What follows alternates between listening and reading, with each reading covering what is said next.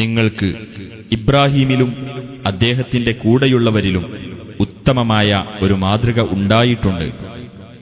അവർ തങ്ങളുടെ ജനതയോട് ഇപ്രകാരം പറഞ്ഞ സന്ദർഭം, നിങ്ങളുമായും അല്ലാഹുവിനു പുറമെ നിങ്ങൾ ആരാധിക്കുന്നവയുമായുള്ള ബന്ധത്തിൽ നിന്ന് തീർച്ചയായും ഞങ്ങൾ ഒഴിവായവരാകുന്നു. നിങ്ങളിൽ ഞങ്ങൾ അവിശ്വസിച്ചിരിക്കുന്നു. നിങ്ങൾ അല്ലാഹുവിൽ മാത്രം വിശ്വസിക്കുന്നതുവരെ എന്നേക്കുമായി ഞങ്ങളും നിങ്ങളും തമ്മിൽ ശത്രുതയും വിദ്വേഷവും പ്രകടമാവുകയും ചെയ്തിരിക്കുന്നു. തീർച്ചയായും ഞാൻ താങ്കൾക്കുവേണ്ടി പാപമോചനം തേടാം.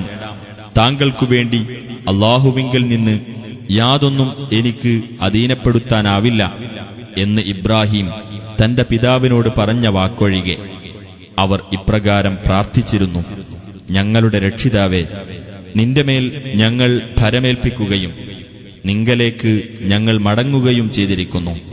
നിങ്കലേക്ക് തന്നെയാണ് തിരിച്ചുവരവ്. ഞങ്ങളുടെ രക്ഷിതാവേ, ഞങ്ങളെ സത്യനിഷേധികളുടെ പരീക്ഷണത്തിന് ഇരയാക്കരുത്. ഞങ്ങളുടെ രക്ഷിതാവേ, ഞങ്ങൾക്കു നീ പൊറുത്തു തരികയും ചെയ്യണമേ. തീർച്ചയായും നീ തന്നെയാണ് പ്രതാപിയും യുക്തിമാനും.